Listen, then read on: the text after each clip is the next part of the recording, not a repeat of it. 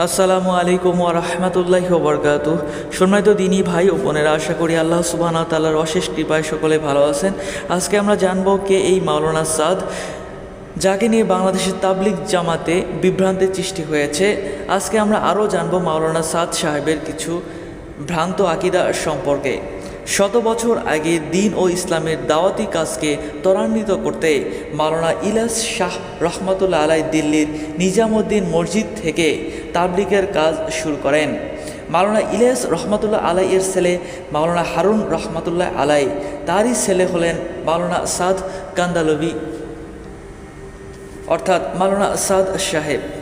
দিল্লির নিজামুদ্দিন মার্কাজের বর্তমান মুরব্বী সাদ বিভিন্ন সময় বিভিন্ন জায়গায় কোরআন, হাদিস, ইসলাম, নবী রাসূল, নবুয়াত এবং মাসলা মাসাইল নিয়ে বিভিন্ন আপত্তিকর মন্তব্য করেছেন। সেই আপত্তিকর মন্তব্যগুলো আজকে আমরা জানব। তার লিখিত মাওলানা সাদ সাহেবের আপত্তিকর কোরআন হাদিস বিরোধী বক্তব্যগুলো তুলে ধরা হলো। তার একটি কথা হলো ভোট দেওয়া থেকে বিরত থাকা। ভোটের সময় চিহ্ন হিসাবে আঙ্গুলে যে রং লাগানো হয় তার কারণে নামাজ হয় না, তাই ভোট দেওয়া উচিত নয়। এই হলো মাওলানা সাদ সাহেবের একটি ভ্রান্ত আকীদা।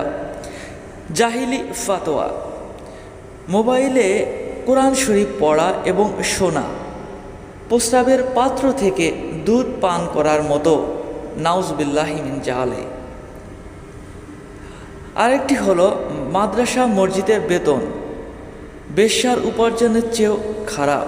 কোরআন শরীফ লিখিয়ে বেতন গ্রহণ করেন, তাদের বেতন বেশ্যার উপার্জনের চেয়েও খারাপ। যে ইমাম এবং শিক্ষক বেতন গ্রহণ করেন, বেশ্যারা তাদের আগে জান্নাতে যাবে। আরেকটি আকীদা হলো ইসলাম ও ওলামাদের বিরোধিতা।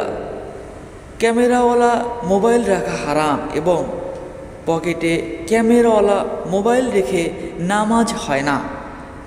যে আলেমগণ ক্যামেরাওয়ালা মোবাইল রাখাকে জায়েজ বলে ফতোয়া দেন তারা হলো ওলামায়ে সু। বারবার কসম খেয়ে তিনি বলেন তারা হলো ওলামায়ে সু। এমন আলেমরা হলো গাধা গাধা গাধা, তিনি এইভাবে বলেছেন।